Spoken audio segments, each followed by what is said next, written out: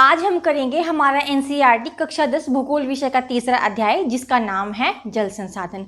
हम पढ़ चुके हैं कि संसाधन क्या होता है। जल भी एक प्राकृतिक संसाधन है और जल एक प्राकृतिक नवीनीकरणीय संसाधन है, अर्थात हम भौतिक, रासायनिक और जैविक प्रक्रियाओं के द्वारा जल को दोबारा से निर्मित कर सकते हैं।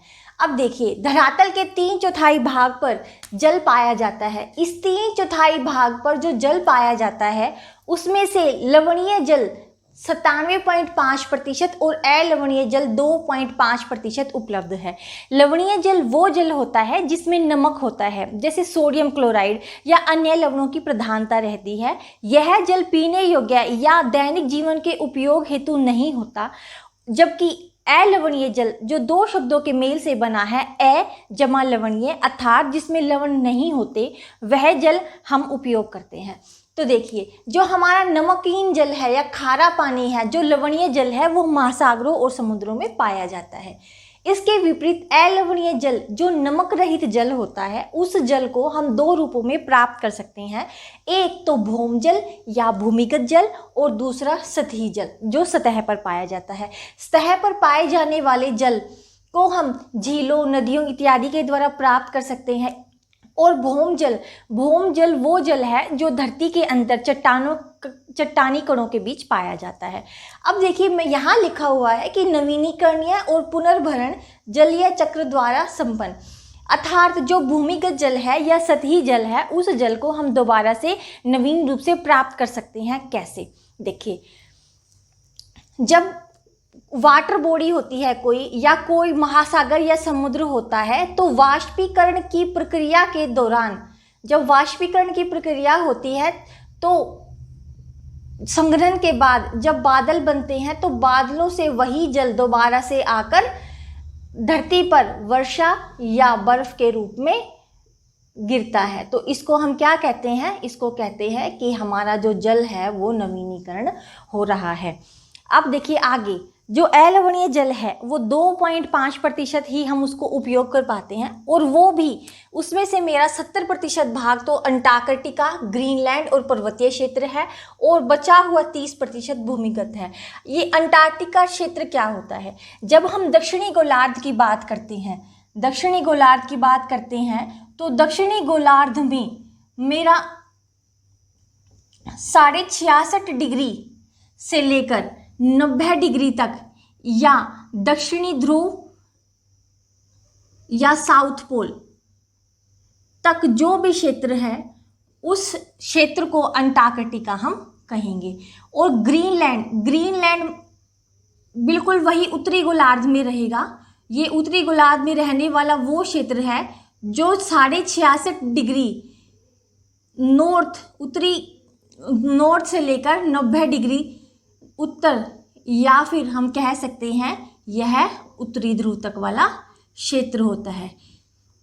और पर्वतीय क्षेत्र तो सभी जानते हैं, ये वो भूभाग हैं जो समुद्र तल से काफ़ी ऊंचाई पर पाए जाते हैं। अब जल दुर्लभता और जल संरक्षण क्या होता है? जब हम कभी जल दुर्लभता की बात करते हैं तो हमारे सामने जल की कमी का जिक्र ज़रूर आता है। जल की कमी क्यों होती है? उसके कई कारण रहे हैं। मनुष्य ने जैसे जैसे प्रौद्योगिकी का विकास किया, वैसे वैसे संसाधनों पर दबाव बढ़ा, और जल एक प्राकृतिक संसाधन होने के कारण हमारे सामने कई ऐसे तथ्य हैं जो यह बताते हैं कि जल की कमी आज मनुष्य के सामने क्यों है। उसमें से कई कारक इस प्रकार दिए गए हैं, जैसे जल का अत्यधिक उपयोग, अतिशोषण, समाज के विभिन्न वर्गों में असमान वितरण। जल का अत्यधिक प्रयोग मनुष्य ने अपनी प्रौद्योगिकी का सहारा लेकर किया, और अतिशोषण का मतलब है जल का दुरुपयोग किया गया, अर्थात मनुष्य ने अपनी आवश्यकताओं को पूरा करने के लिए जल का इस्तेमाल तो किया, लेकिन जल का उचित प्रबंधन नहीं किया, जिसके कारण जल की समस्या है।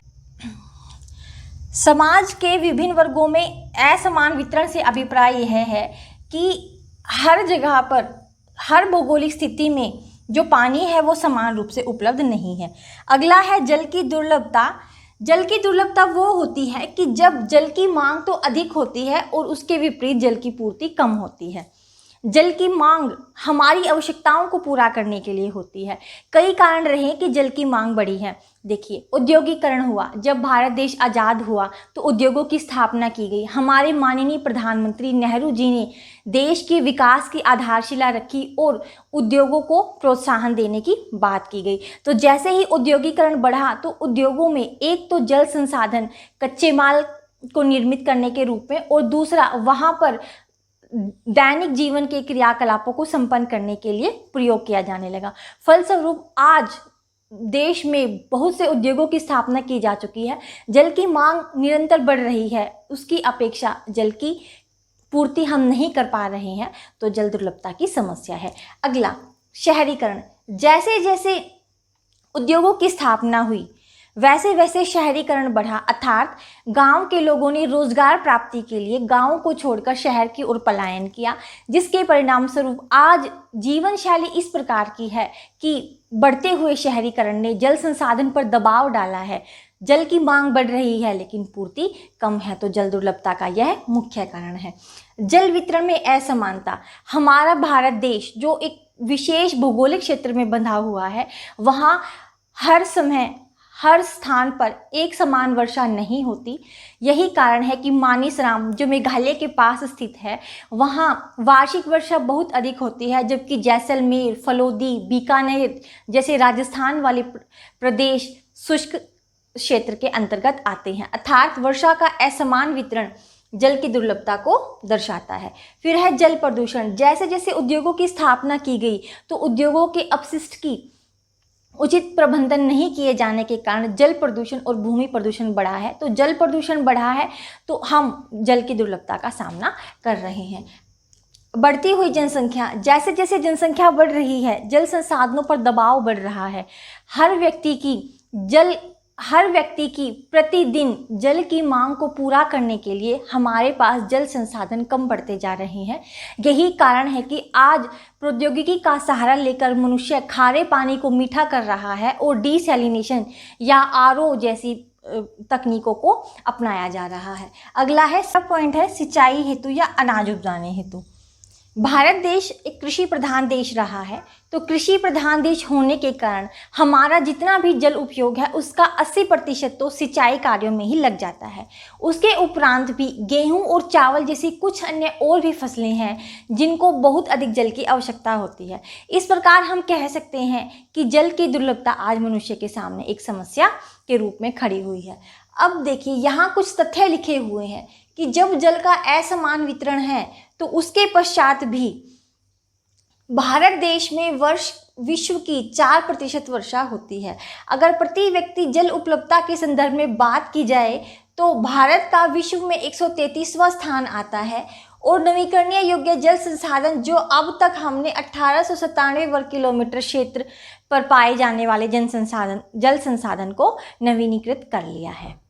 अब तक हमने जल के मात्रात्मक पहलुओं की बात की और देखा कि जल की मात्रा या अलवणीय जल जो हमें प्राप्त है उसका मनुष्य ने किस प्रकार से प्रयोग किया और जल दुर्लभता और संरक्षण में उसका क्या योगदान है। अब हम देखते हैं कि जल की दुर्लभता उसकी खराब गुणवत्ता के कारण भी है। देखिए कैसे, जो घरेलू अपशिष्ट होता है या औद्योगिक अपशिष्ट होता है, उस अपशिष्ट के कारण जो जल है वो जल दूषित हो जाता है। परिणाम स्वरूप हमें जल उचित मात्रा में प्राप्त नहीं हो पाता। दूसरा है रसायन और कीटनाशक। जैसे जैसे उद्योगों का विकास हुआ, रसायनों का या यूं कहें कि कृषि में कीटनाशकों का प्रयोग किया गया, तो परिणाम स्वरूप उन कीटनाशकों के या उन उर्वरकों के एक तो वातावरण में काफ़ी लंबे समय तक जमा रहने के कारण और दूसरा वर्षा के कारण या भूमि जल रिसाव के कारण धरती में जमा हो जाने के कारण जल प्रदूषण की समस्या आज बनी हुई है। कृषि में उपयुक्त उर्वरकों द्वारा प्रदूषित, ये वही तथ्य है कि हमने पौधों को विकास देने के लिए उर्वरकों का इस्तेमाल किया और परिणाम स्वरूप आज जल दुर्लभता की समस्या मनुष्य के सामने बनी हुई है। अर्थात जल की मांग तो अधिक है और उसके विपरीत पूर्ति कम है। हम अपनी आवश्यकताओं को पूरा करने के लिए जल को अधिक से अधिक प्राप्त करना चाहते हैं, लेकिन जल की सीमितता के कारण हमें वह उपलब्ध नहीं हो पाता है। अब देखिए, द सिटीजन 5th रिपोर्ट 1999 क्या कहती है? ये कहती है कि जल इस प्रकार से प्रदूषित हो गया है कि जो छोटी नदियां हैं वो जहरी जलधाराओं में परिवर्तित हो गई हैं। जब नदियों का जल या नालों का जल आकर समुद्र में गिरता है तो वो अपने साथ एक बहुत बड़ी मात्रा में जल का प्रदूषित स्रोत अपने साथ लाता है, जिसके कारण से आज जल प्रदूषित हो रहा है। बड़ी नदियां हैं वो अशुद्ध हो गई हैं। आप सभी जानते हैं कि गंगा और यमुना नदियां, जहां मनुष्य ने अपने धार्मिक क्रियाकलाप किए और परिणाम स्वरूप आज ये बड़ी नदियां वो भी लगातार प्रदूषित हो रही हैं। बढ़ती हुई जनसंख्या के कारण जल संसाधनों पर दबाव बढ़ा है। कृषि के आधुनिकीकरण ने जल को प्रदूषित किया है और बढ़ता हुआ नगरीकरण और औद्योगिकरण जल दुर्लभता की समस्या का कारण बना हुआ है। तो अब यह रिपोर्ट हमें यह सुझाव देती है कि समय की मांग यह है कि हम जल संसाधनों का संरक्षण करें और अपने प्राकृतिक पारितंत्र को बनाए रखें। देखिए, प्राकृतिक पारितंत्र क्या होता है? पारितंत्र में हम हमारे आसपास या हमारे प्राकृतिक आवास में पाए जाने वाले उन जीवों की गतिविधियां सुनिश्चित करते हैं जिनका वातावरण से आपसी संबंध पाया जाता है। इसमें उन जीवों के कार्य, उनकी रचना इत्यादि को शामिल किया जाता है।